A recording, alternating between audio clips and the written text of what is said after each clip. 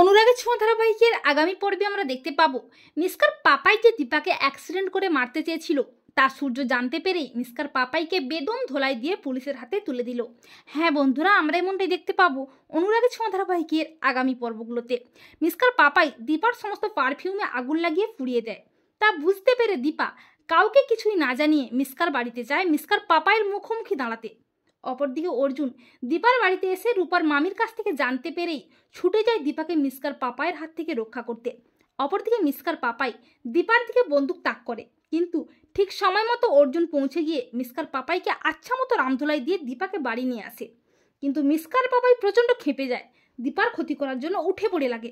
এরপর কয়েকদিন পর দীপা যখন পারফিউম ডেলিভারি দিতে গ্রামে যায়, তখন মিস্কার পাপাই সেই সুযোগে দীপাকে রাস্তায় গাড়ি ধাক্কা দেয় ইচ্ছে করে।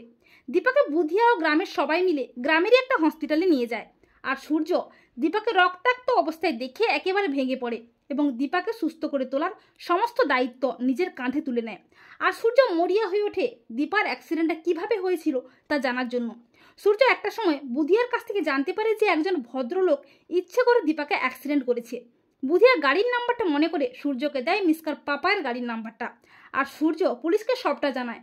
আর পুলিশ নাম্বারটা ট্র্যাক করে মিস্কার বাড়িতে পৌঁছে যায় এবং পুলিশ জানতে পারে যে মিস্কার পাপাই পারিজাত সেনি সেদিন গাড়ি চালাচ্ছিল, আর সেটা ইচ্ছাকৃতভাবেই করেছে। আর সূর্য জানতে পেরেই প্রচণ্ড খেপে গিয়ে মিস্কার পাপাইকে আচ্ছা মতো রামধোলাই দেয় আর বলে, অফিসার এই শয়তানটাকে নিয়ে যান, ওর জায়গা জেল, আর ও যেন ওর অন্যায়ের যোগ্য শাস্তি পায়। আর পুলিশ মিস্কার পাপাইকে অ্যারেস্ট করে টানতে টানতে থানায় নিয়ে যায়। তো বন্ধুরা, তোমরা এটাই চাও তো যে মিস্কার পাপাই যে দীপাকে মারতে চেয়েছিল তা জানতে পেরেই সূর্য যেন মিস্কার পাপাইকে আচ্ছা মতো রামধোলাই দিয়ে পুলিশের হাতে তুলে দেয়? কমেন্ট করে জানিয়ে দাও তোমাদের মতামতটি।